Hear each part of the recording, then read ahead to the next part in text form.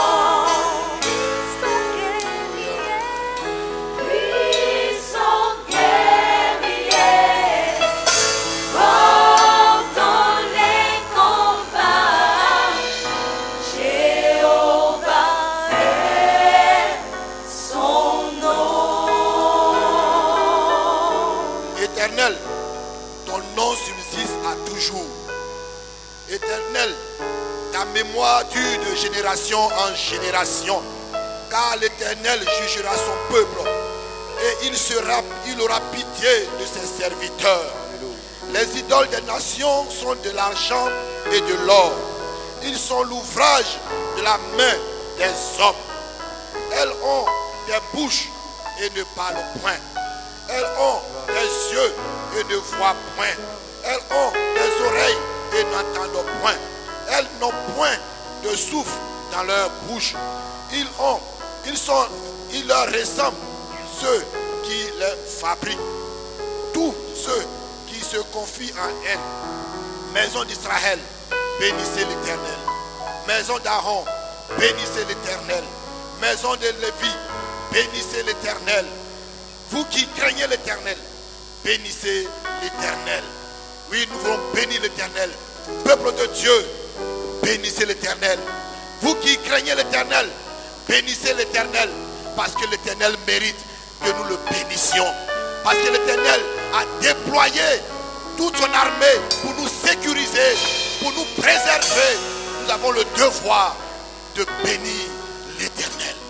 Nous devons entrer dans la présence de ce Dieu avec un cœur reconnaissant, mais aussi avec un cœur rempli d'amour pour notre Dieu.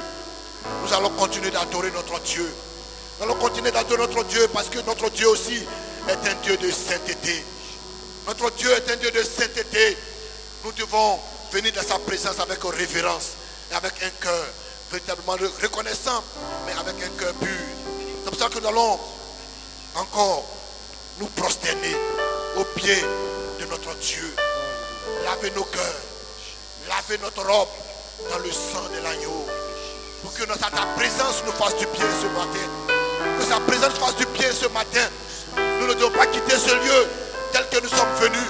Nous devons quitter ce lieu renouvelé, régénéré, pour repartir de nouveau avec notre Dieu.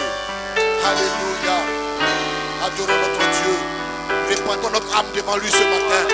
Et reconnaissons sa grandeur. Reconnaissons sa bonté. Reconnaissons sa sainteté. Gloire à Jésus. Alléluia.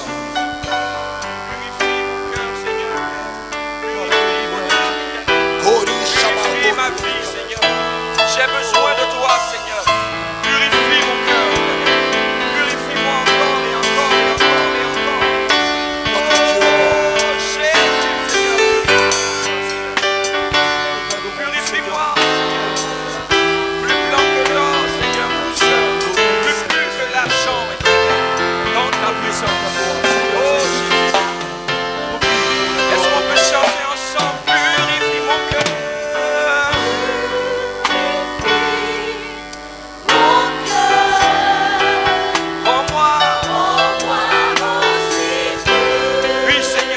Aussi pur. Purifie mon cœur. Oh Jésus. Apporte ton cœur au Seigneur ce matin. Apporte ton cœur au Seigneur ce matin. Qu'est-ce que ton cœur qui te rend lourd ce matin?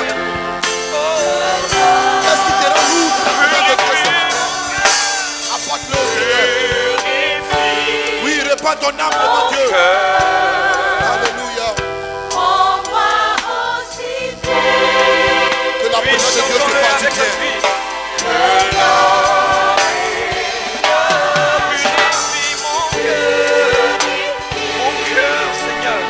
J'ai besoin de toi, mon Dieu.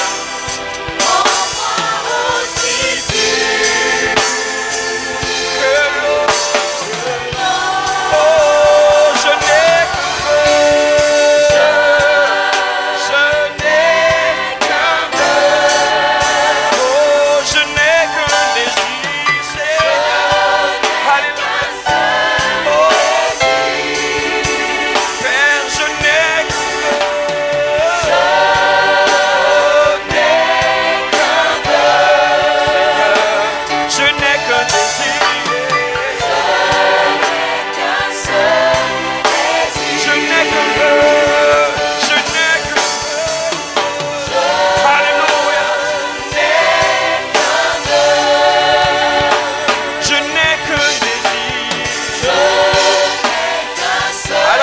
mission, c'est d'être saint.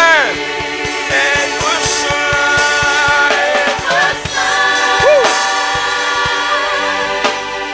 Être saint. Mis à part pour toi. Mis à part pour toi. J'ai choisi. Alléluia. D'être saint. Mis à part pour toi, Seigneur. Mis à part pour toi. Je suis prêt à t'obéir. Et prêt à t'obéir. Et prêt à te servir. Et prêt à te servir. Alors bien aimés, nous allons reprendre encore. Nous allons demander à notre Dieu de purifier nos cœurs. Seigneur, purifie mon cœur. Purifie ma vie, purifie mon âme. Alléluia, Seigneur. Oui, éternel. Merci encore. Est-ce qui te rend lourd dans la présence de Dieu? Aussi pur. Aussi pur. Qu'est-ce qui te chagrine? Purifie Viens à ton mon Père ce matin. cœur. Purifie mon cœur. Rends-moi aussi pur que l'or et l'argent. Purifie mon cœur. Rends-moi aussi pur.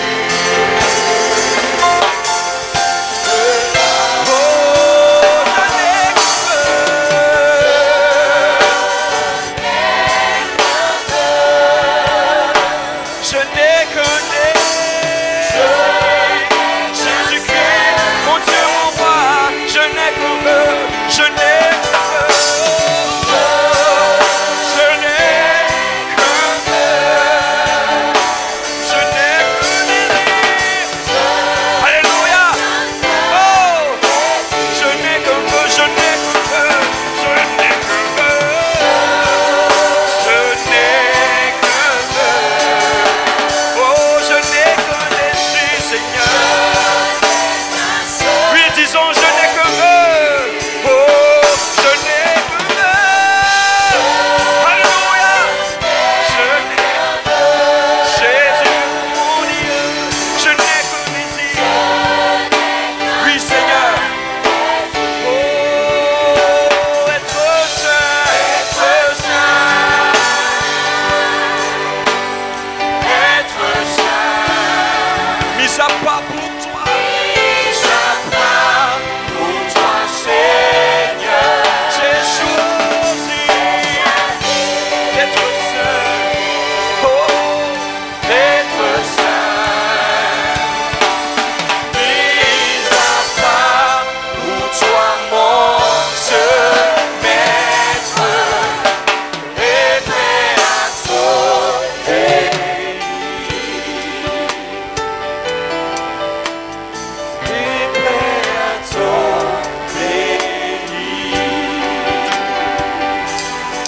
Désir de courir dans la présence de notre Dieu. Notre désir, c'est d'être toujours dans la présence de Dieu, comme David pouvait le dire. Oui, demeurer toujours dans la présence de Dieu. Nous allons prier le Seigneur. Nous allons confier ces moments au Seigneur. Je voulais inviter le pasteur Claude pour venir solennellement recommander ce temps de qualité que nous devons passer devant notre Dieu, entre les mains de notre Dieu, afin que ce moment nous soit profitable. Alléluia. Gloire au Seigneur. Avec votre permission, nous allons tous nous tenir debout. Et nous allons prier le Seigneur. Nous allons prier le Seigneur pour que Dieu touche nos cœurs ce matin.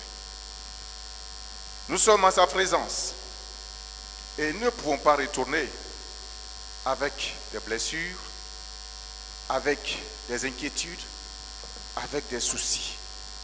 Dieu est un Dieu qui parle. Dieu est un Dieu qui régénère. Nous allons ensemble prier le Seigneur pour ce culte. Tu vas prier pour ce culte, pour toi-même, pour que Dieu te parle, pour que la parole qui sera annoncée ce matin puisse trouver une place favorable dans ton cœur. Tu vas prier le Seigneur afin que rien ne vienne pour cacher ton culte. Tu vas prier le Seigneur pour que tu sois présent en esprit et en vérité. Que tu sois pleinement imprégné de tout ce qui va se faire en ce jour. Ensemble, nous allons d'abord prier le Seigneur. Prions ensemble le Seigneur, s'il vous plaît. Prie, ouvre la bouche et dis à Dieu, Seigneur, je veux que tu me parles ce matin. Nous prions le Seigneur. Dis ce matin, je veux entendre ta voix, Seigneur. Parce que tu es un Dieu vivant. Tu es un Dieu qui connaît nos réalités. Tu es un Dieu qui connaît nos défis. Tu es un Dieu qui connaît nos difficultés, nos épreuves. Les moments difficiles que nous passons, Seigneur. Tu n'es pas étranger, oh Dieu, à nos combats. Tu nous mènes chaque jour. Et avec toi, nous relevons des défis. Avec toi, Seigneur, nous triomphons sur l'amertume, les soucis, oh Dieu, les inquiétudes, les oppressions, les jougs, tout ce qui est comme piège que le diable tend devant nous, Seigneur. Tu nous aides à triompher des pièges de l'ennemi. C'est toi, Seigneur, qui préserve notre foi. C'est toi, Seigneur, qui est avec nous dans nos combats, dans nos familles. Oh Dieu, lorsque l'ennemi nous lance des défis, tu nous aides à les relever. Tu es vivant, tu es puissant. En toi, Seigneur, nous trouvons notre réconfort. En toi, Seigneur, nous trouvons notre assurance. En toi, Seigneur, nous ne sommes pas perdus, nous ne sommes pas orphelins, parce que Dieu, tu es avec nous, Seigneur, et tu marches avec nous, Seigneur. Merci, parce que lorsque nous sommes en ta présence, tu démontres, oh Dieu, que tu es un Dieu vivant et tu es présent, Seigneur. Merci, parce que ce matin, Seigneur, tu vas nous parler. Nous te prions que ce moment soit placé sous ton contrôle. Nous te prions que ce moment soit placé sous le contrôle du Saint-Esprit et que toute œuvre ténébreuse, toute œuvre occulte, toute œuvre mystique, toute œuvre ténébreuse soit domptée, soit écrasée, soit anéantie ce matin. Que nous soyons libérés pour te rendre un culte à ta gloire. Nous te prions, Seigneur, que tout ce qui n'est pas de toi, Seigneur, soit voué à l'échec. Et que ce jour soit un jour de fête, un jour de joie, un jour d'allégresse, parce qu'en ta présence, oh Dieu, c'est la liberté. Nous mettons sous nos pieds toute œuvre ténébreuse. Au nom de Jésus, que toute pratique qui ne confesse pas ton nom soit paralysée ce matin.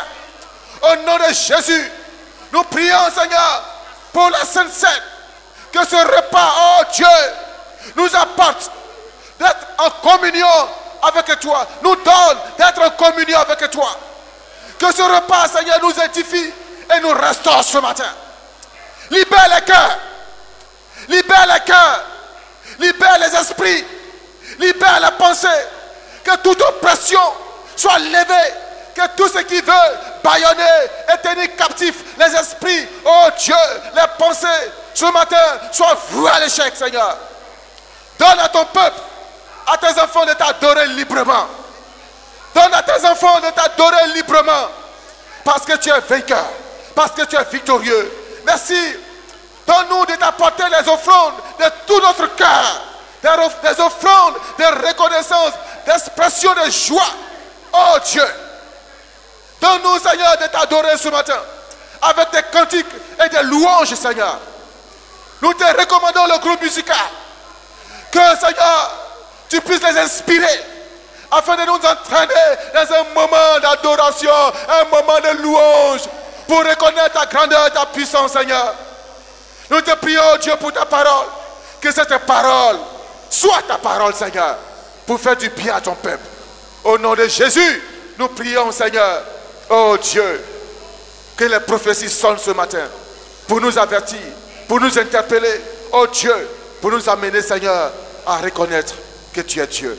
Merci, parce que ta présence nous fait du bien. À toi soit la gloire, au nom puissant de Jésus-Christ. Amen. Amen. Nous acclamons la présence du Saint-Esprit parmi nous ce matin. Parce que c'est lui qui prend le contrôle de toutes choses. Que son nom soit béni. Que son nom soit béni. Il prendra les agneaux dans ses bras et il portera dans il les portera dans son sein.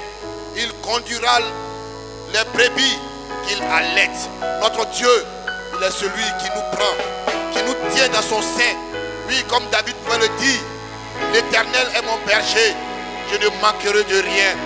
Dieu est celui-là qui nous garde et qui permet que nous ne manquions de rien. Nous allons encore l'adorer. Nous allons adorer notre Dieu parce qu'il mérite notre adoration. Quel que soit ce que l'ennemi va faire, Dieu trouvera l'occasion de le contourner et de déjouer les plans de nos adversaires. Alors, adorons notre Dieu. Alléluia. Sentons-nous libres et inclinons notre Dieu, notre cœur devant la présence de Dieu. Alléluia.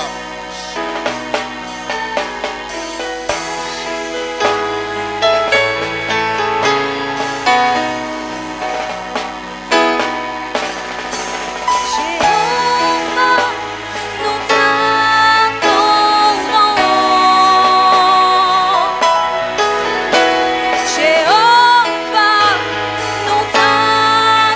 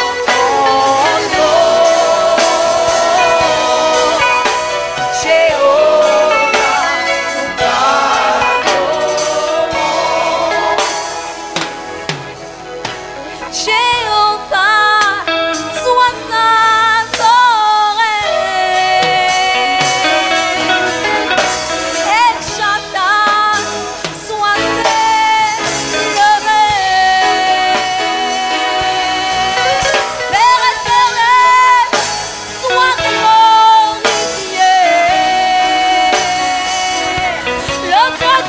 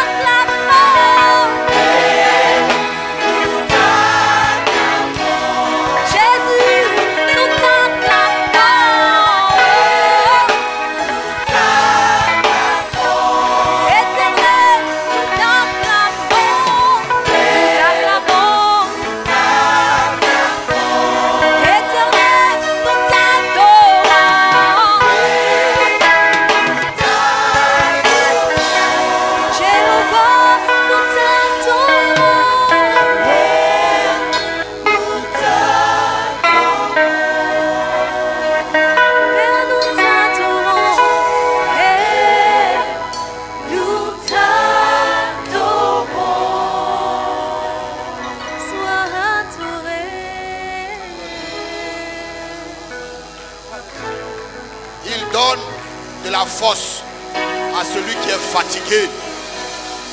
Et il augmente la vigueur de celui qui tombe en défaillance. Les adolescents se fatiguent et se lassent. Et les jeunes gens chancellent. Mais ceux qui se confient en l'Éternel renouvellent leur force. Qu'est-ce qui te fatigue actuellement? À quoi es-tu confronté? À quelle difficulté te trouves-tu qui te fatigue et qui t'empêche d'adorer ton Dieu ce matin? Qu'est-ce qui est en train de chagriner ton cœur et qui te rend lourd dans la présence de ton Dieu ce matin? La Bible dit, ceux qui se confient en l'Éternel sont comme la montagne de Sion. Ils ne chancellent point. Tu vas te lever et tu vas acclamer ta victoire parce que l'Éternel t'a donné la victoire. Oui, tu vas acclamer et bénir ton nom, le nom de ton Dieu, parce que tu as la victoire ce matin. Oui, Dieu te donne la victoire. Il te donne la victoire. Notre Dieu nous renouvelle et nous donne la victoire. Aucune force, aucune opposition ne peut se comparer à notre Dieu. Montagne, montagne, qui es-tu devant Zorobabel? Tu seras aplani. Oui, notre Dieu, il a pris toutes les montagnes au-devant de nous. Adore notre Dieu, adore ton Dieu, adore ton Dieu, parce qu'il a vaincu pour toi. Adore-le, alléluia. Oh, notre Dieu est vivant. Gloire à Jésus. Oh, nous t'acclamons, Père, nous t'acclamons. Oui, tu vas adorer ton Dieu ce matin de tout ton cœur. Oui, il y a eu beaucoup d'événements durant cette semaine. Des inondations, des éboulements. Des gens ont perdu la vie. Mais Dieu t'a conservé la vie. Dieu t'a préservé. Ce n'est pas parce que tu étais meilleur que les autres, mais c'est parce que Dieu t'a regardé. Il a eu compassion de toi. Il a tenu sa main pour te délivrer. Alors tu vas l'adorer de tout ton cœur. Ensemble, nous allons prier, adorer notre Dieu pour son secours, pour la sécurité et pour les besoins qu'il pourvoit chaque jour. Adorons notre Dieu, tous ensemble, bénissons son nom. Gloire à Jésus. Oh Dieu, nous voulons ce matin, oh Père, réaliser que tu es bon pour nous. Réaliser que tu es le seul qui est capable de nous délivrer. Tu es le seul qui est capable de pouvoir nos besoins. Aucun homme, aucune force, aucune autre puissance ne peut faire ce que toi tu fais pour nous chaque jour. Dans notre sommeil, sur notre couche, oh Dieu, tu campes autour de nous, papa, afin que l'ennemi ne puisse point nous atteindre. Oh Jésus, quelle grâce. Oui, Seigneur, tu as dit, tu renouvelles la force de ceux qui sont tombés. Seigneur, merci ce matin. Merci ce matin, parce que nous avons eu la grâce de venir de ta présence. Nous avons eu la grâce de venir de ta présence. Parce que Jésus, tu nous as conservé la vie. Tu nous as conservé la vie. Et tu as permis que, Seigneur, nous puissions avoir encore, oh, libre accès auprès de toi. Que ton seul nom soit béni. Seigneur, peut-être que, Seigneur, j'ai perdu des affaires. Oui, mon salon a été inondé, peut-être. Oui, ma voiture a été cassée, peut-être. Mais Seigneur, ce qui compte pour moi, c'est que Jésus, tu es toujours au contrôle de ma vie. Tu tiens ma vie tout dans le creux de tes mains. Oui, Jésus, je bénis ton nom parce que je suis plus que vainqueur. Le matériel sera renouvelé. Oui, la voiture sera renouvelée. Mais ma vie est toujours entre tes mains parce que j'ai le Dieu tout-puissant pour moi. Oui, l'Éternel est mon secours. Il est mon soutien. Il est mon appui. Il est ma forteresse. Il est ma haute retraite. Oui, Jésus, avec toi, je suis plus que vainqueur. C'est pour cela que je t'adore de tout mon cœur. Je te loue de toute mon âme parce que tu es bon. Gloire à Jésus. Allez.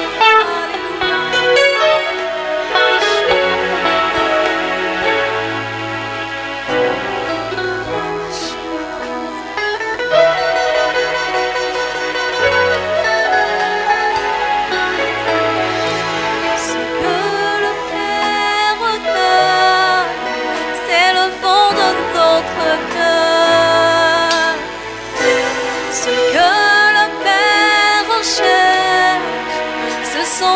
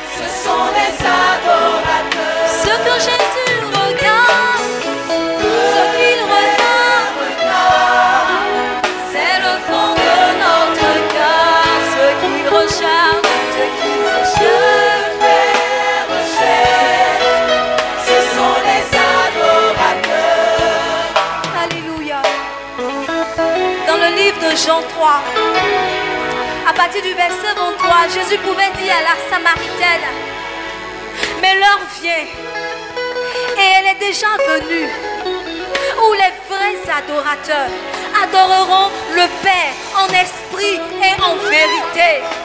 C'est ceux-là que le Père recherche. C'est ces adorateurs-là que le Père recherche. Il dit Dieu est esprit. Et il faut que nous l'adorons en esprit et en vérité. Le Père recherche ton adoration ce matin. Le Père recherche ce matin une adoration vraie, en esprit et en vérité. Il recherche des adorateurs qui l'adorent en esprit et en vérité. Qui l'adorent en esprit et en vérité. Alléluia. Qui l'adore. En esprit et en vérité. Qui l'adore en esprit. En esprit. En esprit et en vérité. Qui l'adore. Qui l'adore. Qui l'adore en esprit et en vérité. Et en vérité. Qui l'adore. En esprit et en vérité. Ce que Jésus regarde, c'est le fond de ton cœur. Oh, ce qu'il recherche dans ta vie, c'est un adorateur. Ce que ton Dieu regarde, c'est le fond de ton cœur. Ce que mon Dieu recherche, ce sont les adorateurs qui l'adorent. En esprit et en vérité. Qui l'adore en esprit et en vérité. Et en vérité. Et en vérité. Qui l'adore. En esprit et en vérité. Qui l'adore. En esprit et en vérité.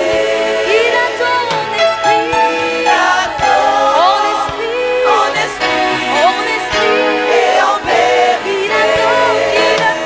Qui l'adore. Qui l'adore. En esprit et en vérité. Qui l'adore en esprit et en vérité. Et en vérité. Qui l'adore en esprit. En esprit et en vérité. Qui l'adore. Qui l'adore. En esprit et en vérité. Qui l'adore.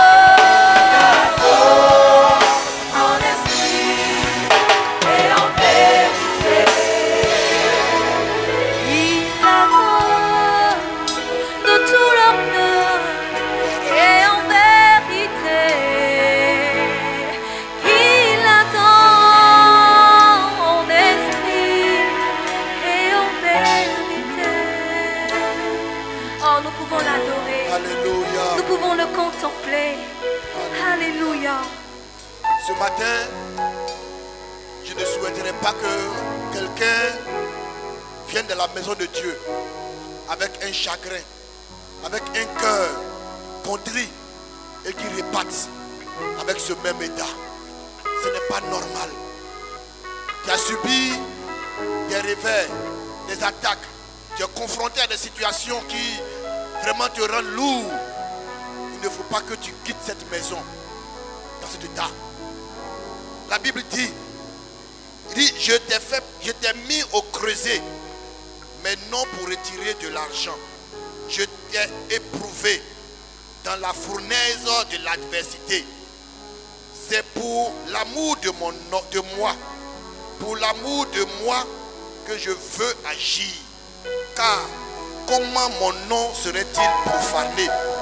Je ne donnerai pas ma gloire à un autre.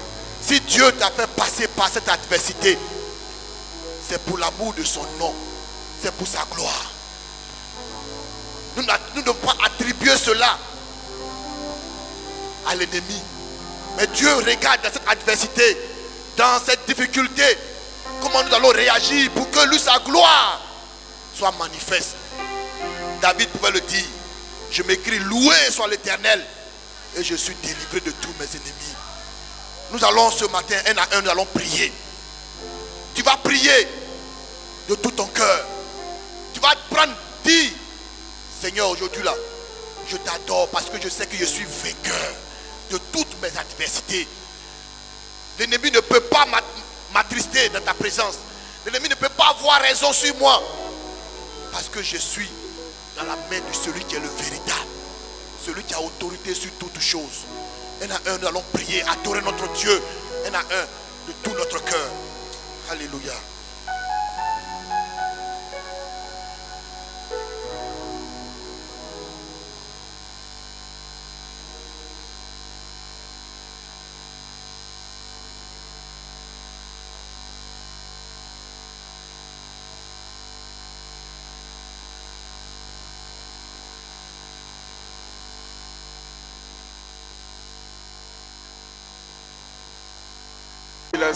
Qu'il est saint. Nul n'est semblable à ce Dieu. Que nos cœurs s'humilient devant ce Dieu grand, devant ce Dieu fort. Nous sommes venus pour l'adorer, pour l'élever, pour le glorifier. Que son saint nom soit béni. Alléluia. Retrouvons le réconfort dans la présence de ce Dieu, dans la communion avec ce Dieu fort et de ce Dieu vivant. Nous allons chanter avant de passer à la scène. Soit glorifié, qu'il soit glorifié dans le ciel, qu'il soit glorifié sur la terre, qu'il soit glorifié partout. Et nous sommes là ce matin pour dire que notre Dieu qui gouverne l'univers, qu'il soit glorifié. Alléluia. Est-ce que c'est cela votre prière? Que Dieu soit glorifié. Ce jour merveilleux que le Seigneur nous a donné, bien qu'il y ait des difficultés par-ci, par-là, mais dans la profondeur de notre existence, nous disons dans la présence de Dieu, qu'il soit glorifié. Qu'il soit glorifié dans le ciel, qu'il soit glorifié sur la terre, qu'il soit glorifié dans l'église. Sois glorifié. C'est de Dieu qu'il est question. C'est de Jésus qu'il est question. C'est de l'Esprit qu'il est question. Oh, sois glorifié. Oui, nous prions, sois glorifié. Oh, sois Lui qui a marqué nos vies et qui nous a mis à part. Sois glorifié. Qu'il soit glorifié. Sois glorifié.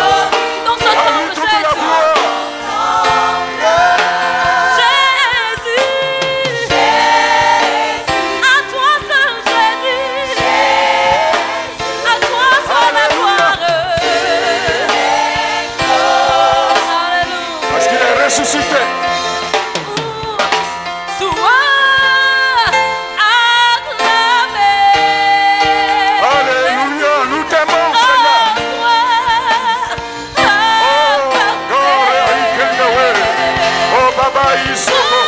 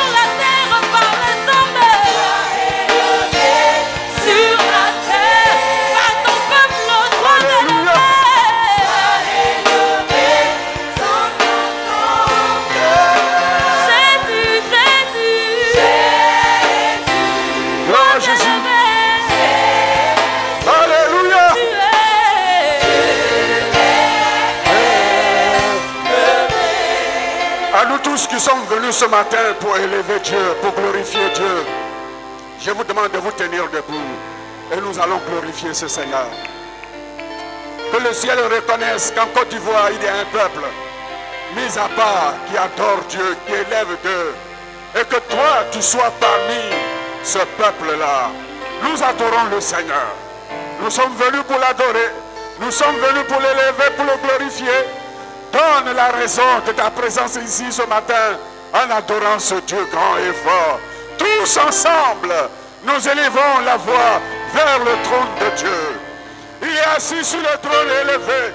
Il gouverne, il règne. Et c'est lui notre Dieu. Nul n'est égal à lui, nul n'est semblable à lui. Il nous a sauvés par son bras puissant. Et il nous a mis à part pour que nous puissions porter le flambeau de sa victoire. Alléluia. Sois glorifié notre Dieu. Sois élevé notre Dieu. Nous sommes heureux de te connaître, de t'appartenir. Toi à qui tout appartient dans le ciel, sur la terre et sous la terre. Oh Dieu vivant et fort. Tu nous as sanctifiés, tu nous as libérés, tu nous as affranchis. C'est sur toi que nous comptons. C'est sur toi que nos regards sont chaque jour portés. Nous sommes venus en ce lieu pour avoir communion avec toi, Seigneur. Nous sommes venus en ce lieu pour nous prosterner devant toi et pour t'adorer parce que tu es notre Dieu.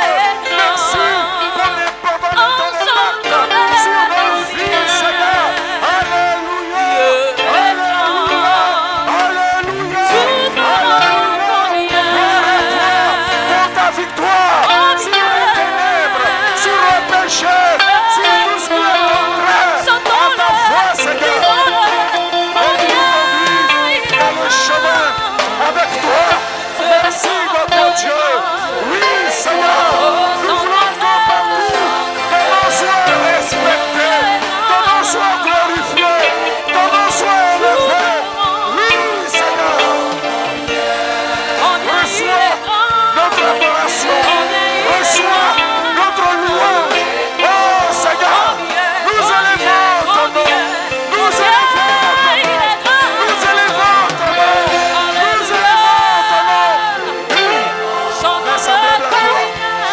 Notre Dieu est fort, il est vivant, il règne, il est puissant et nul n'est semblable à lui. À lui toute la gloire. Alléluia. Merci pour ton esprit parmi nous ce matin. Merci Seigneur pour ta victoire. Merci Seigneur pour ta gloire. Alléluia. Merci Jésus. Merci Jésus. Il est vêtu de Merci majesté. l'Éternel, notre Dieu. Merci pour la grâce La que terre nous est dans la avons joie. de t'adorer, de Ce compter lieu sur est dans toi. la joie. Oui, Alléluia. tu Est-ce qu'on peut pousser des cris de joie à l'éternel? Oui, tu Alléluia. interviens Sa dans nos gloire vies. est splendide. Oui, tu interviens dans nos vies, Seigneur. Et l'obscurité s'arrête. Alléluia. Alléluia. Gloire à celui qui vient. Tu viens bientôt. Alléluia. Gloire à notre Dieu. Au son de sa Alléluia. Alléluia. Béni soit notre Dieu. Béni soit Jésus, notre Sauveur. À lui toute la gloire. Merci Seigneur. Merci.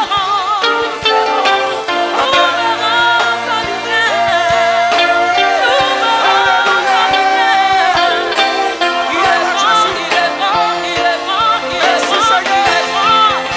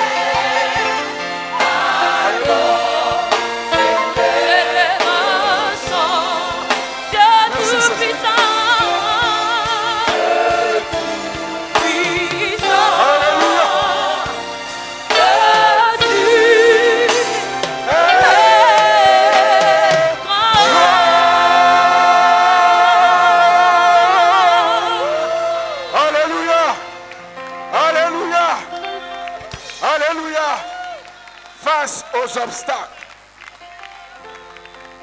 Face aux obstacles. Face à l'adversité. Face à toutes sortes d'oppositions. L'apôtre Paul dit, j'ai l'assurance. Alléluia. Il dit, j'ai l'assurance.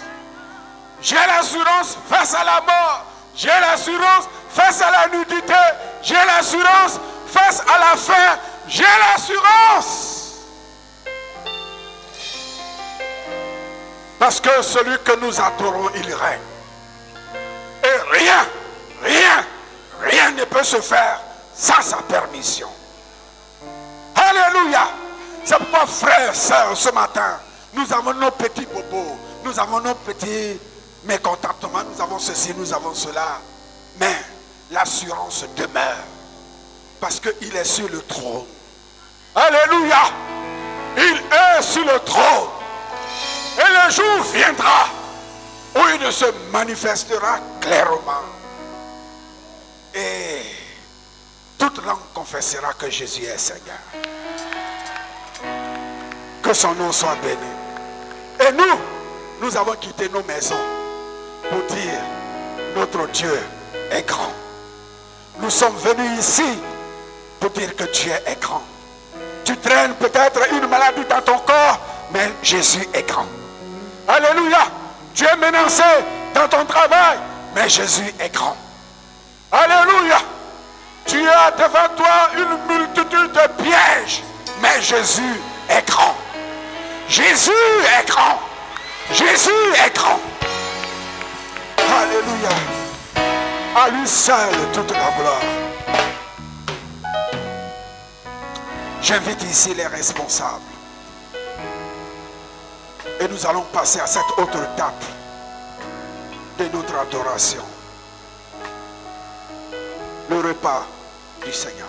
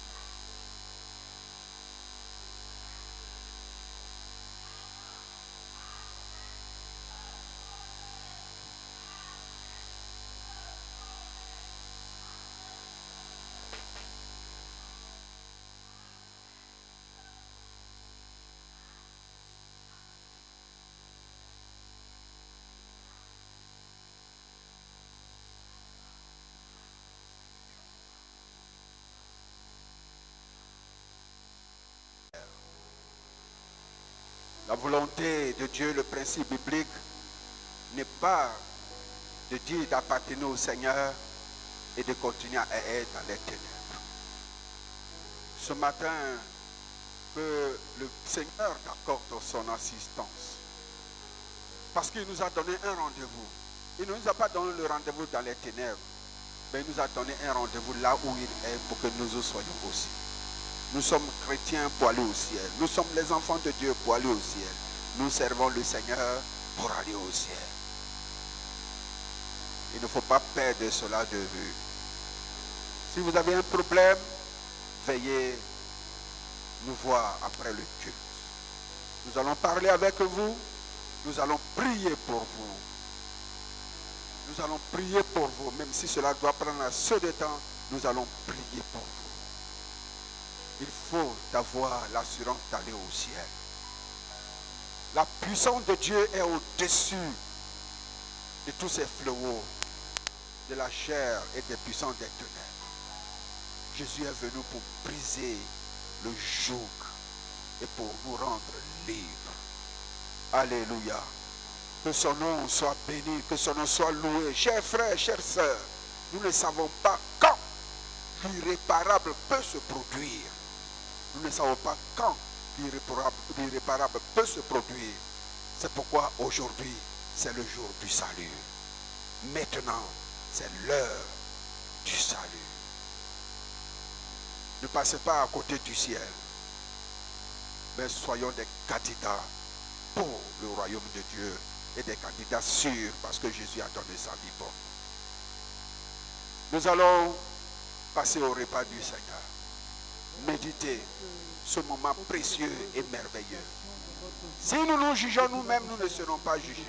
Mais si nous Parce ne que nous tout ce qui se jugeons pas, passe actuellement est dans le plan de si Dieu. nous ne C'est nous juste pour que humilions Dieu pas nous montre devant combien Dieu, il est fidèle. il y a des Combien de fois il est conséquences présent terribles. dans nos cœurs. Est-ce qu'on Ce peut n'est dire pas pour Alléluia nous que ces ensemble? conséquences terribles Est-ce qu'on sont peut là. dire Alléluia au Seigneur, le Préparés. roi des rois? Dieu nous a préparé le ciel. Alléluia. Il nous a préparé pour la vie éternelle. Ce matin, que tout ce qui est péché soit vaincu. Au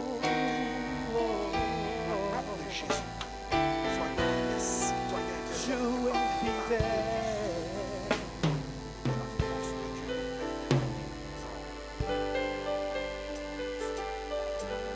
Ne t'inquiète de rien. Il n'est aucune crainte dans ta vie.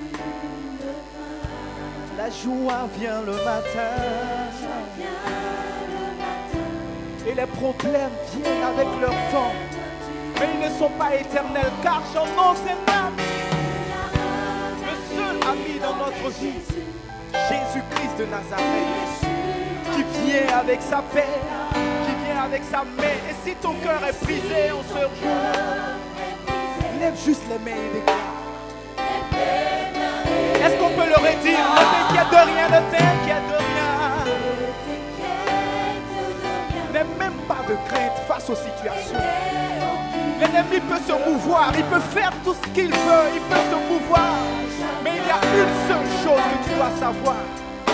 Que tous ces problèmes sont juste pour une fois. Il y a un ami dans notre vie.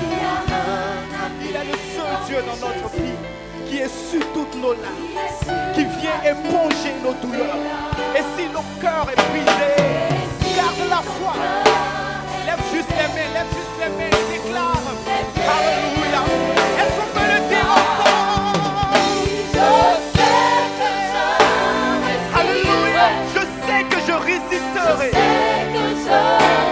Quel que soit ce qui arrivera. Ma vie est entre ses mains. Avec Jésus, je le peux. Avec lui, je résisterai à toutes les situations. Alléluia. Quel que soit ce qui arrivera. Alléluia. Et lorsque les épreuves semblent avoir le dessus, le diable a souvent des situations comme ça pour nous faire croire qu'il n'y a plus de possibilité que nous soyons sauvés. Lorsque même les parents et nos amis nous abandonnent, lorsqu'ils nous quittent pour leurs intérêts personnels. Alléluia. Souviens-toi de ton ami. Il est sur toutes nos larmes. Alléluia. Oh. Et si ton cœur est brisé, lève les mains et déclare Alléluia. Oui, je sais.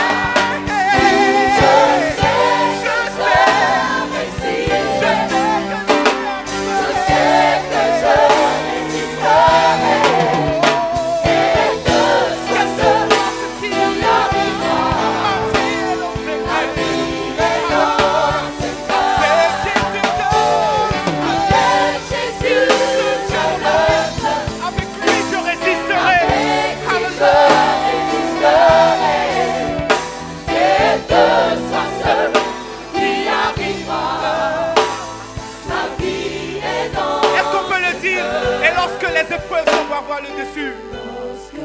Est-ce que tu peux écouter ce message? Il n'y a point de situation qui dépasse les compétences de Dieu.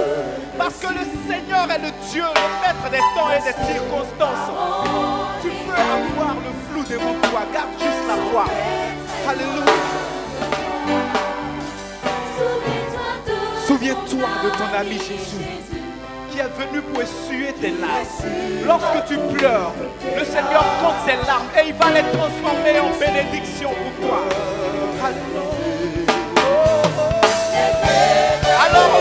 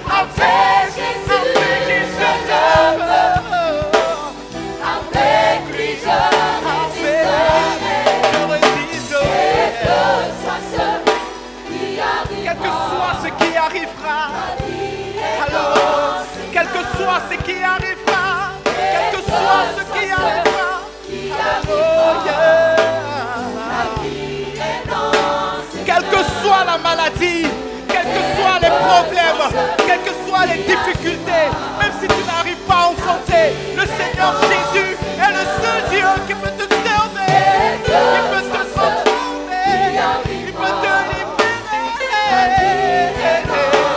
Quel que soit ce qui arrivera, quel que soit ce qui arrivera, alléluia.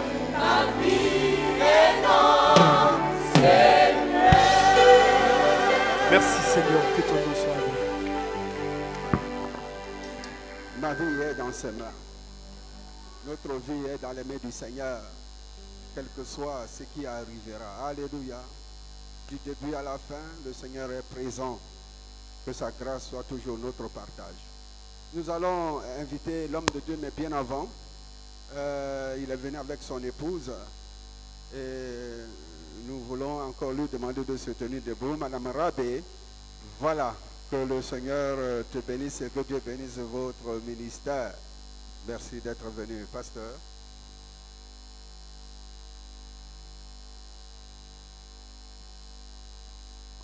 Gloire à Dieu.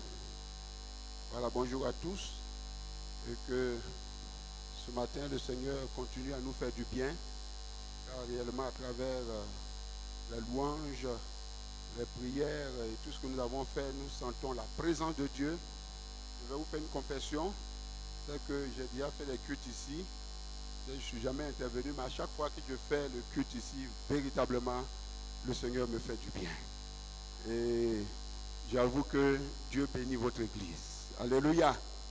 Nous sommes heureux d'être là ce matin et nous voulons dire merci au révérend Boignon Apollinaire qui est pour moi un père.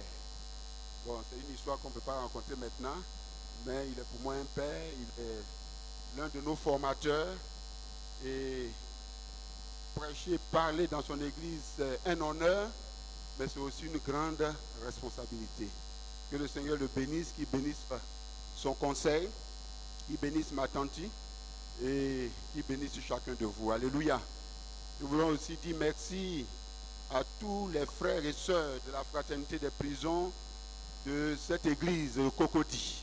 S'ils sont là, je voudrais vous saluer et que le Seigneur vous bénisse. Je ne sais pas s'ils sont là, s'ils peuvent se tenir debout et que ceux qui nous soutiennent dans cette œuvre ici à Cocody. Ok, voilà, il y en a qui sont de l'autre côté, voilà. Que le Seigneur vous bénisse. Je veux aussi remercier l'Église pour tout ce qu'elle fait pour ce ministère. Il y a longtemps que nous sommes passés ici, mais des personnes se sont engagées à nous soutenir et ces personnes ont toujours été fidèles. Que Dieu vous bénisse. C'est lui qui saura vous le rendre au centuple. Amen. Vous avez les salutations de mon Église. Nous allons écouter la parole de Dieu. Si vous permettez, je vais vous déranger. Nous allons prier. Vous savez, lorsqu'on prêche et lorsqu'on écoute pour la première fois un homme de Dieu, très souvent on s'attache peut-être au timbre de sa voix, sa façon de se déplacer, mais ce n'est pas ce qui est important.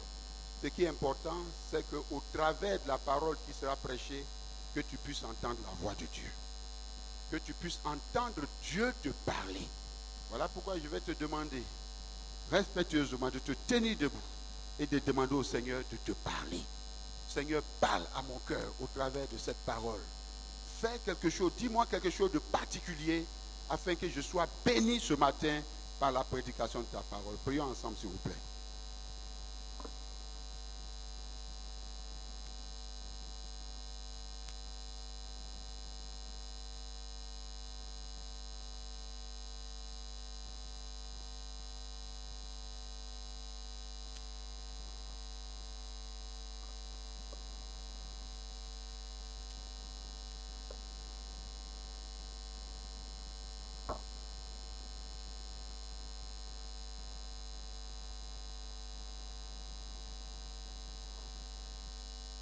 Alléluia. Merci Seigneur. Nous te bénissons, notre Dieu, notre Père, pour l'occasion que tu nous donnes ce matin. Seigneur, non seulement de te célébrer, de te louer, mais surtout d'écouter ta parole. S'il te plaît, pendant que je serai en train de partager ces pensées que tu as déposées sur mon cœur, Saint-Esprit, parle au cœur de chacun. Fais entendre la voix de Dieu dans le cœur afin que nous sortions d'ici édifiés, fortifiés, bénis de toi. Saint-Esprit, prends le contrôle de ce moment et que tout ce qui est contraire à ta volonté soit balayé. Seigneur, que tout ce qui est d'ordre de l'incrédulité, toute zone, Seigneur, d'ombre soit ôtée au nom de Jésus et que ta parole soit reçue comme la parole de Dieu. Bénis ton peuple et bénis la prédication de ta parole au nom de Jésus. Amen. Veuillez vous asseoir et pendant que vous prenez place, je vous invite à lire avec moi deux textes. Un dans l'Ancien Testament, Jérémie chapitre 38, versets 7 à 13. Et le second, Actes chapitre 12, versets 1 à 12. Jérémie 38, 7 à 13. Voilà, si vous avez trouvé, je fais la lecture. Il est écrit, Ebed-Melech, l'Éthiopien, eunuque, qui était dans la maison du roi, apprit qu'on avait mis Jérémie dans la citerne. Le roi était assis à la porte de Benjamin. Ebed-Melech sortit de la maison du roi et parla ainsi au roi. Ô roi, mon seigneur, ces hommes ont mal agi en traitant de la sorte Jérémie, le prophète, en le jetant dans la citerne. Il mourra de faim là où il est, car il n'y a plus de pain dans la ville.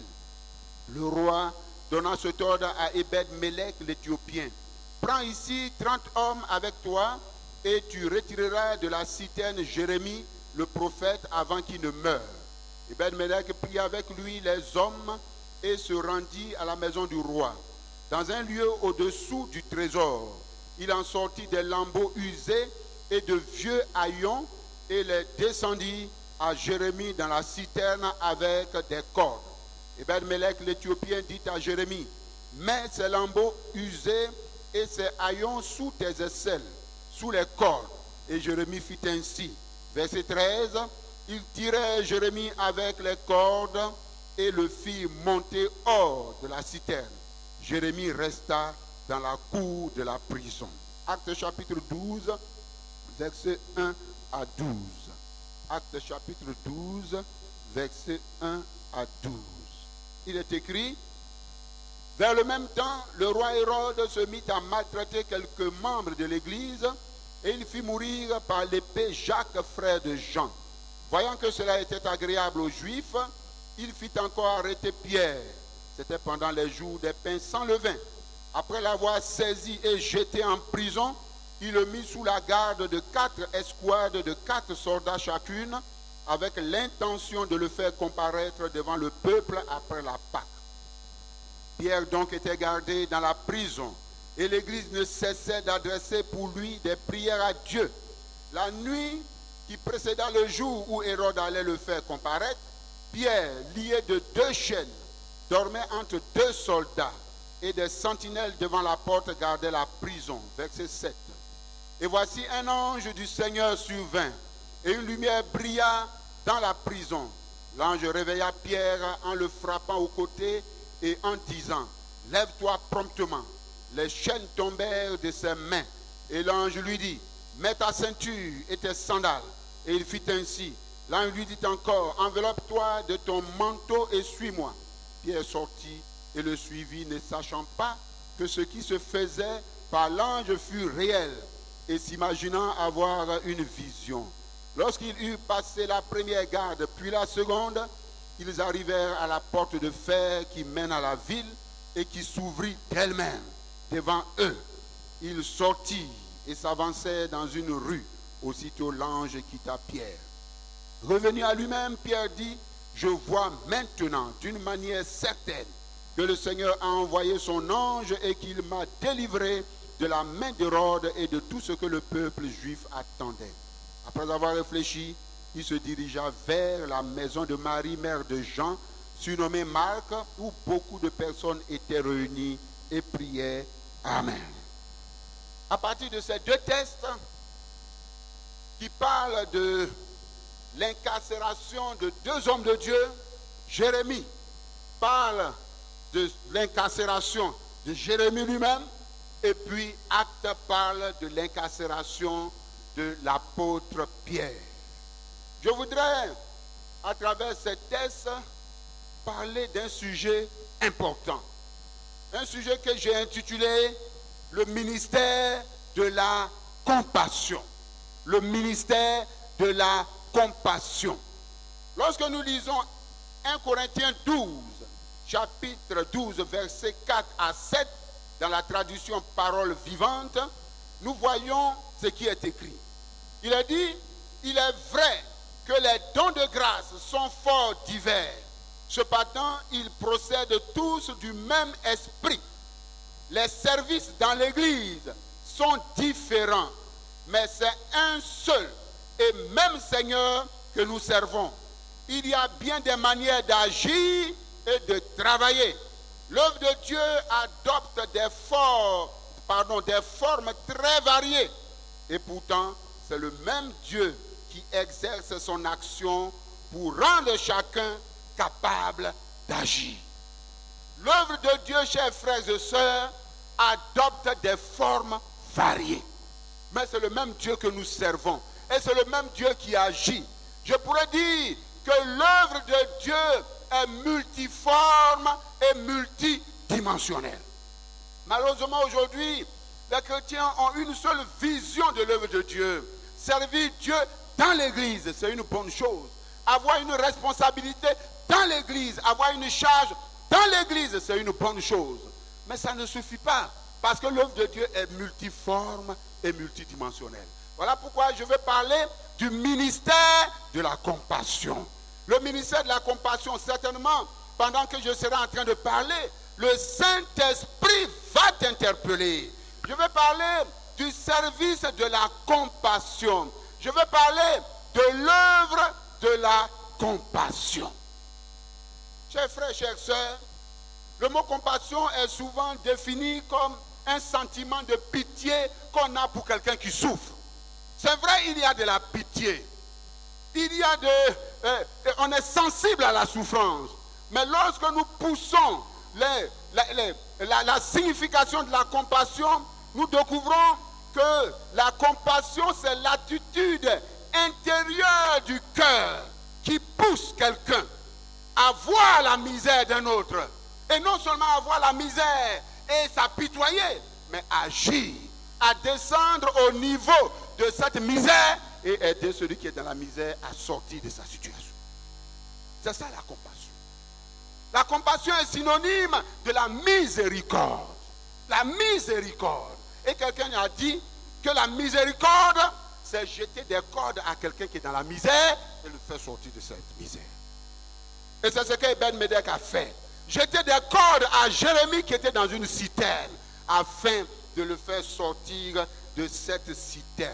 Manifester la compassion envers une personne, chers frères et sœurs, c'est non seulement identifier sa misère, identifier sa souffrance, mais aller jusqu'au niveau de sa souffrance pour le faire sortir. Mais c'est cette compassion que Dieu a exercée et que Dieu exerce. Quand nous lisons dans Exode au chapitre 3, versets 7 à 8, il est dit, l'Éternel dit, j'ai vu la souffrance de mon peuple qui est en Égypte. J'ai entendu les cris que lui font pousser ses oppresseurs, car je connais sa douleur. Non seulement Dieu a vu, Dieu a entendu, Dieu connaît la douleur, mais Dieu va agir. Il dit, je suis descendu pour le délivrer de la main des Égyptiens et pour le faire monter dans un pays où coule un bon pays vaste, où coule le lait et le miel. Changement de situation sociale. Changement de situation.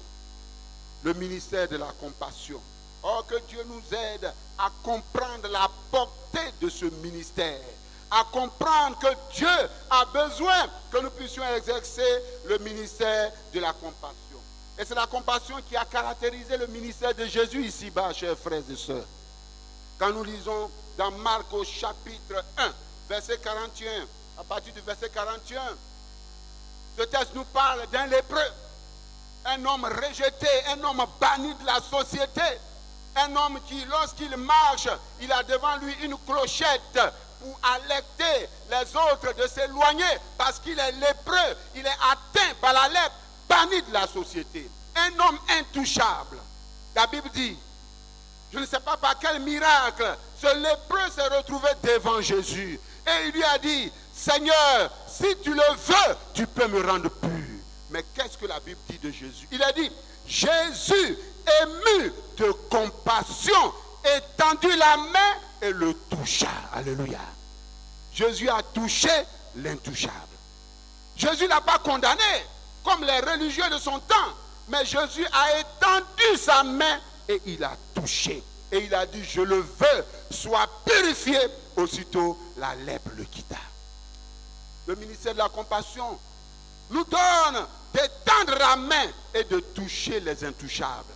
Et de toucher les bannis de la société. Et de toucher ceux qui sont condamnés. Oh, puisse Dieu nous faire comprendre ces choses. Jacques ne dit-il pas dans Jacques 1, verset 27, que la vraie religion, pure et sans tache devant Dieu notre Père, consiste à visiter les orphelins et les veuves dans leur affliction et à se préserver de la souillure. Les orphelins, les veuves, c'est un échantillon des personnes vulnérables, des personnes qui ont des situations de difficulté. Et c'est ça la vraie religion. Mais ils sont combien qui ont ces personnes, qui ont ces situations de difficulté dans ce monde? Le Seigneur dit dans Matthieu 25, verset 34 à 36, j'ai eu faim et vous m'avez rendu visite. J'ai eu soif, j'étais étranger, j'étais nu, j'étais malade, j'étais en prison. Aujourd'hui, chers frères, ce qui me fait mal dans mon cœur, c'est qu'aujourd'hui, l'Église a laissé abandonner ce ministère de la compassion. Ils sont combien qui meurent dans les rues? Ils sont combien qui souffrent et qui gémissent? Ils sont combien qui ont besoin d'un secours quelconque? Mais l'Église n'entend pas les cris des enfants de la rue, n'entend pas les cris des prostituées, n'entend pas les cris des prisonniers, n'entend pas les cris de ceux qui sont délaissés. Et encore, l'Église va condamner. Ce n'est pas à nous de condamner. Nous devons manifester la compassion pour aider les gens à sortir de leur misère. Oh, puisse Dieu nous aider à comprendre ces choses. Et les personnes que souvent nous condamnons, c'est les prisonniers. Que nous condamnons, c'est vrai. C'est vrai. Il y en a qui ont mérité la prison. Et ils sont plusieurs, peut-être 90-95% des prisonniers méritent leur sort. Mais ce n'est pas à nous de les condamner. Mais nous devons manifester l'amour et la compassion de Dieu afin de les sortir de leur prison. Pour mieux percevoir ce que Dieu attend de nous, chers frères et sœurs, dans ce ministère de la compassion, je vais parler brièvement de la vision que nous devons avoir de la prison. La vision qu'un enfant de Dieu doit avoir de la prison. C'est vrai que la prison est un mal nécessaire. Parce que si vous voyez un matin quelqu'un qui a une calache et qui tire dans tous les sens, qui tue les gens, ce monsieur, on ne peut pas vivre avec lui. Il faut l'arrêter et l'immobiliser quelque part. C'est ça la prison. Le mettre quelque part pour l'immobiliser afin que les autres puissent vivre en paix. Donc la prison est un mal nécessaire. La prison est la conséquence du péché. Et c'est un mal nécessaire. Mais laissez-moi vous dire, la prison qui est un mal nécessaire devient un instrument entre les mains du diable. Un instrument pour voler la liberté, pour voler la paix, pour voler la quiétude des gens. Un instrument entre les mains du diable. Quand nous lisons Acte 12, que nous avons lu tout à l'heure, il est parlé ici de l'incarcération de Pierre. Il nous a dit, Hérode se mit à maltraiter quelques membres de l'église.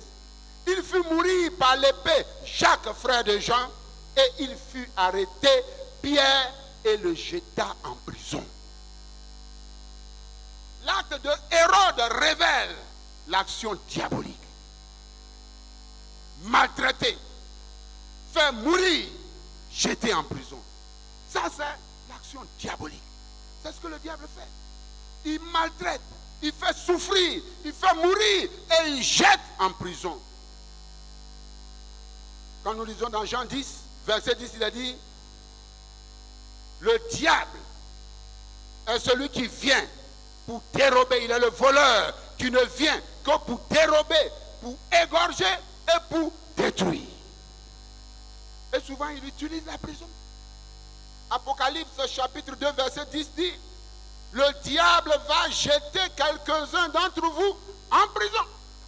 Le diable va jeter quelques-uns d'entre vous en prison. Est-ce que vous avez vu un jour le diable mettre quelqu'un dans une voiture et puis l'amener en prison? Non. Ou bien le diable qui a enchaîné quelqu'un, il l'amène en prison? Non. Mais il utilise l'appareil judiciaire. Il pousse les gens à mentir, à voler. On les attrape, on les juge. 10 ans de condamnation ferme. Le diable l'a amené en prison. Et ce que je vais te dire, mon frère, ma soeur, c'est que chaque jour que Dieu fait, le diable cherche à t'amener en prison. Je ne parle pas de prison spirituelle. Je parle de prison physique. Le diable cherche à t'amener en prison. Et si ce n'est pas toi, ton fils. Si ce n'est pas ton fils, ton parent. Il veut l'amener en prison pour le détruire. Et le but du diable, amener les gens en prison, il est à l'aise. Parce que l'église ne va pas en prison. Il a le temps de maltraiter, de détruire, de déformer. À la Maka, ils sont près de 6000 personnes en prison. Oh, on y va quand on a un parent qui est là-bas, là, ça nous intéresse. À part ça, les autres, des voleurs, des menteurs, des brigands, ils méritent ce qui leur arrive. Le diable cherche à t'amener en prison. Ah, peut-être tu ne le sais pas. Parce que pour des raisons graves, il peut t'amener en prison. Comme pour des raisons futiles, des raisons qui n'ont pas de sens, il peut t'emmener en prison. Je vais, pour que tu puisses comprendre, je vais te donner quelques raisons que le diable peut utiliser pour amener des gens en prison. Vous savez, dans la prison, il y a des gens qui ont fait des choses graves.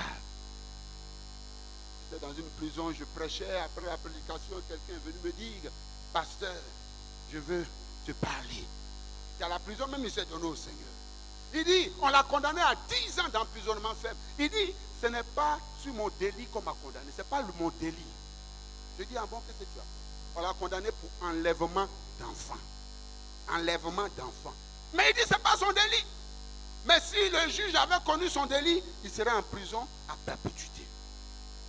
Je dis, alors qu'est-ce que tu fais? Il dit, non, il est un instituteur dans une école privée. Hein.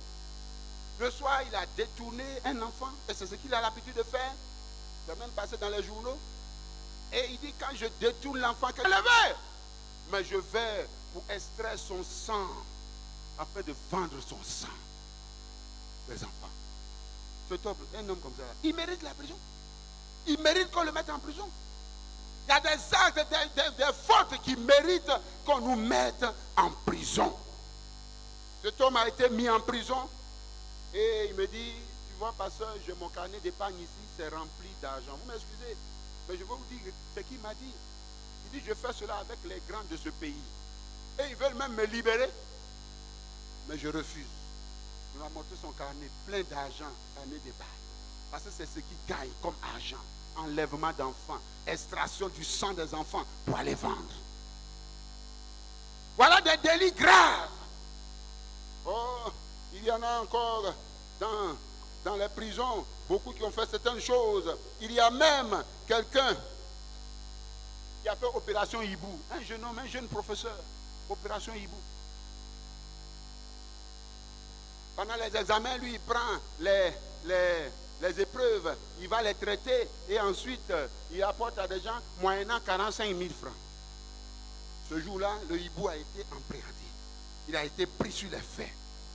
Et on l'a mis en prison. Un jeune homme, professeur, qui a son salaire, il pleurait de toutes ses larmes. Mais qu'est-ce qui m'est arrivé? Mais pourquoi? Mais c'est ça, le diable cherche à te mettre en prison. Il va te pousser à poser des actes que tu vas trouver insignifiants. Et demain, tu vas te retrouver à la Maka. C'est pendant que je suis en train de parler, il y en a qui sont indexés par le Saint-Esprit parce que tu as toujours falsifié, tu falsifies les reçus, tu falsifies tout ce qu'on te donne. Attention, mon frère, le jour où on va t'attraper, tu seras en prison. Tout à l'heure, il y a un don spirituel qui disait que tu voles. Je ne sais pas ce que la personne a volé, mais attention. Parce que la prison, c'est pour les voleurs. Et le diable cherche à te mettre en prison. Ce jeune homme, il pleurait. On l'a condamné. Parce qu'on l'a pris sur les faits. Mes chers frères et sœurs, c'est des choses qui sont vraies. Mais il y a des choses que le diable peut monter de toutes pièces pour te mettre en prison. Un faux témoignage, un mensonge. Je me rappelle d'un frère, vous m'excusez, d'un frère burkinabé qui est venu en Côte d'Ivoire, vers Dabou là-bas, avec ses frères.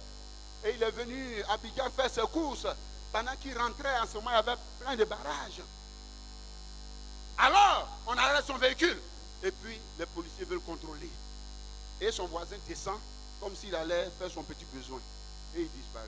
Les policiers viennent, ils trouvent un sachet noir à côté de ce frère. Il est sans inquiétude parce que ça ne lui appartient pas.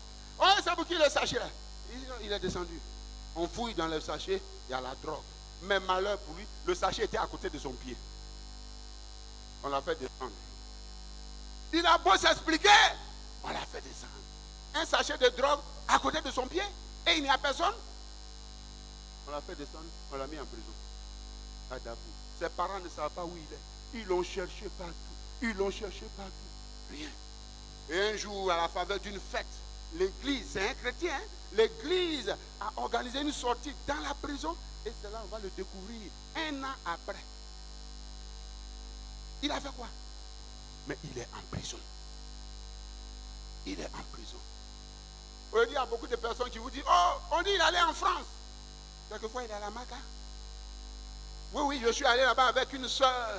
Elle est professeure, elle voulait m'accompagner pour voir comment on fait l'œuvre. Arrivé là-bas, elle a rencontré un de ses cousins. Il y a des années, on dit qu'il est en France. Elle a rencontré à la Maca au blindé. La prison de haute sécurité. C'est à la sortie qu'elle me dit, pasteur, mais ce cousin, on nous a dit qu'il est en France. Nous, il est en France. Voici sa France qui est là. À la Maca. Le diable cherche à te mettre en prison ou mettre ton enfant en prison. On est allé dans une prison, prêcher, et il y a un frère qui parlait avec un jeune. Bon, ça nous dérangeait un peu, mais on l'a laissé. Et ensuite, j'ai parlé avec lui, il dit, pasteur, c'est mon fils. Ça fait des mois, on le cherche. Il a été mis à la prison, condamné à 20 ans d'emprisonnement, vol à main armée en réunion. 20 ans. C'est là qu'il a découvert ça. Chers frères, la prison, le diable utilise la prison pour détruire. Pour détruire. Et quand on rentre dans la prison, il y a des choses qui se passent. On peut même te mettre en prison pour délit de vagabondage. Sous le contrôle des juristes qui sont dans cette salle. Délit de vagabondage. Le soir, tu te lèves, tu vas faire les 100 pas. Dans ton petit short, tu n'as ni pièces, ni argent. 100 pas, 200 pas. On fait une rafle et puis on te prend. Monsieur, vos pièces? Non, je n'ai pas de pièces, je n'ai pas d'argent. Non, j'habite à côté. On t'envoie. Tu es un vagabond. Délit de vagabondage. Délit de vagabondage. On te met en prison. C'est pas moi qui le dis, c'est la loi ivoirienne. Délit de vagabondage. Donc, le diable cherche à te mettre en prison.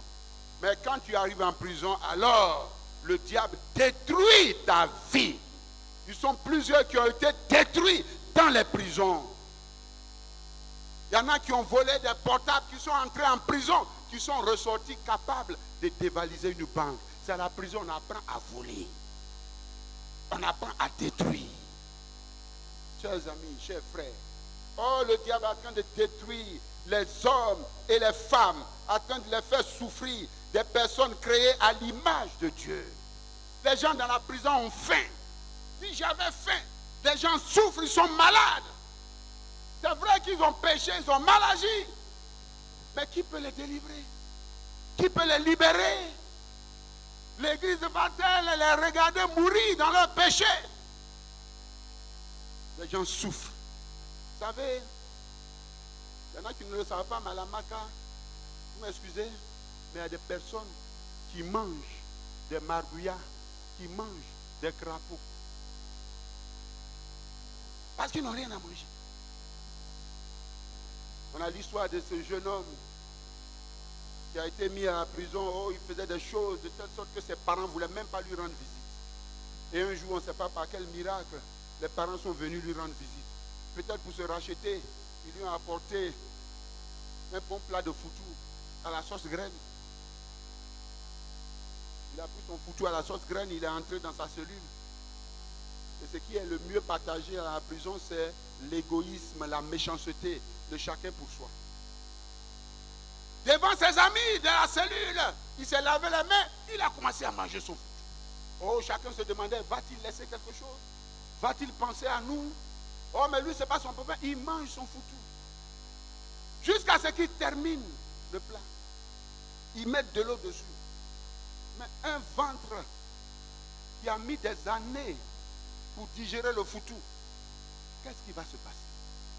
Une colique violente. Le foutu va remonter. Oh, vous m'excusez, je ne dis pas ça pour vous impressionner, mais je vous donne les réalités. Le foutu va remonter. Il va rendre. Mais ce qui est malheureux et ce qui est dur, quand il a rendu, les autres, chacun a commencé à sauter sur la vomissure. Chacun a commencé. Des hommes créés à l'image de Dieu qui mangent la vomissure. Alors qu'il y en a parmi nous ici, leurs enfants ne mangent pas riz couché. Ils préparent, on met dans la poubelle, on jette. Les pains, on jette. Pourtant, il y a des personnes qui meurent de faim, chers frères. Où est le ministère de la compassion? Qui voit la souffrance et qui agit. Oh, il y a beaucoup d'autres exemples, mais le temps nous manque. Que Dieu nous donne de comprendre ces choses. Dans la prison des mineurs, à cause d'une pièce de 25 francs, ou bien des gratins de riz, vous m'excusez, mais qui se font aller, ils se livrent à des gens qui couchent avec eux pour leur donner ne serait-ce qu'une pièce de 25 francs. Une pièce de 25 francs.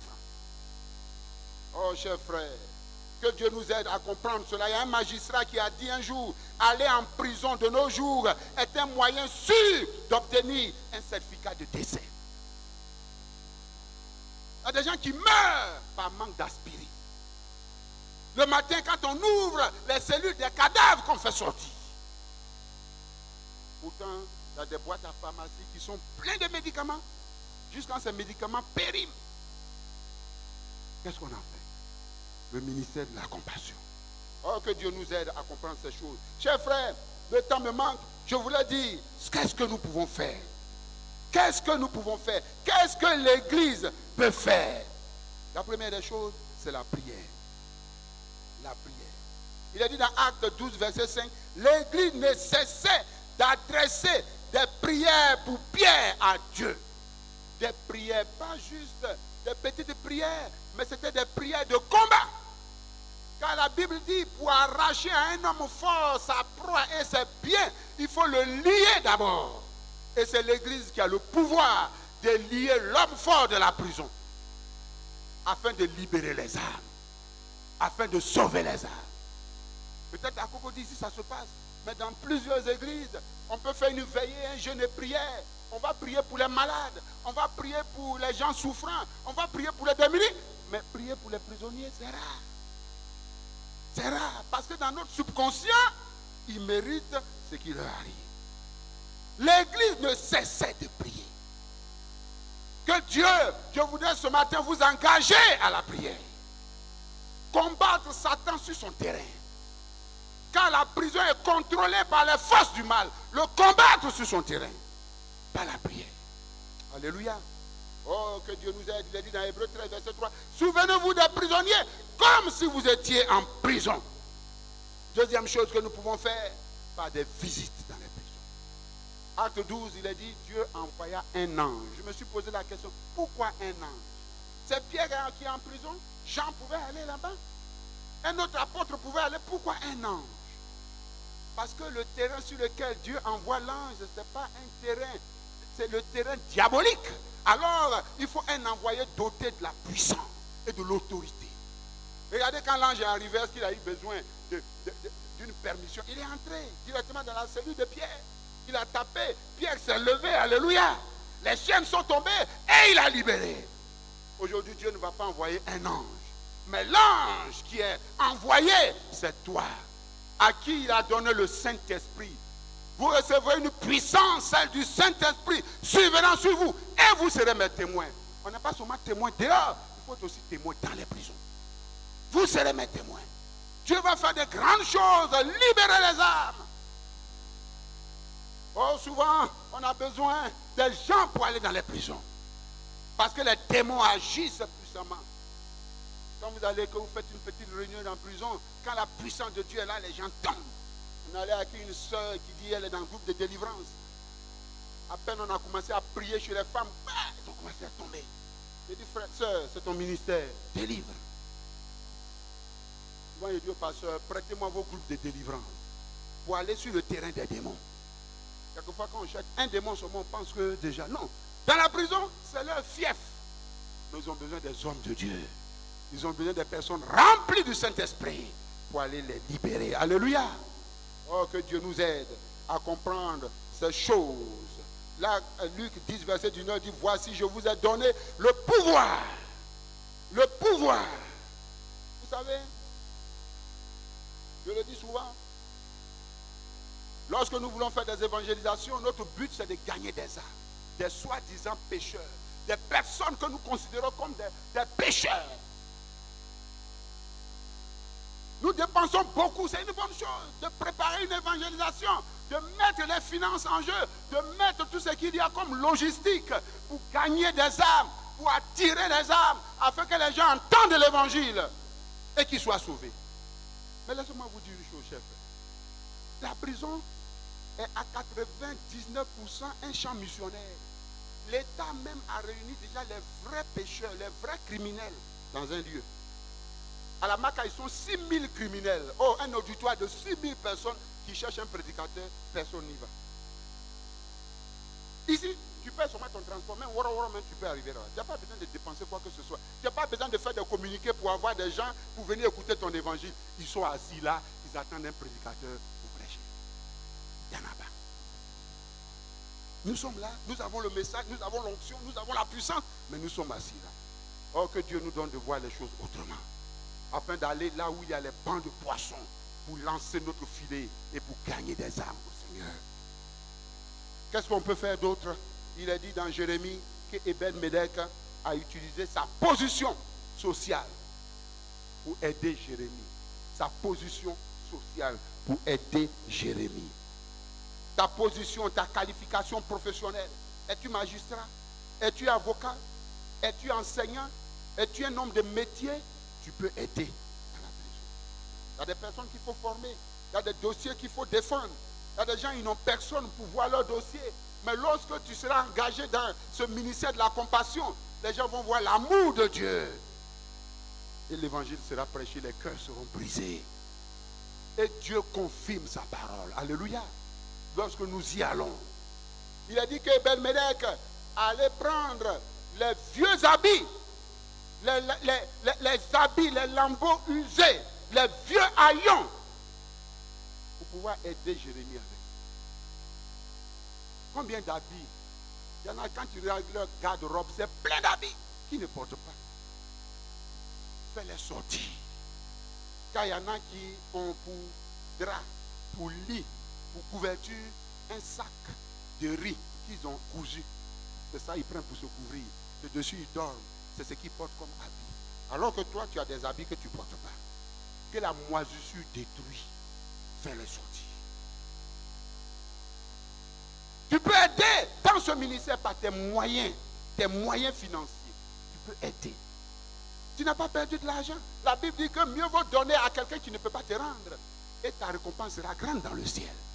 Mieux vaut investir dans un ministère où tu n'auras rien comme récompense terrestre. Mais Dieu te réserve sa récompense dans le ciel. Tu peux mettre tes biens à la disposition de l'œuvre dans les prisons.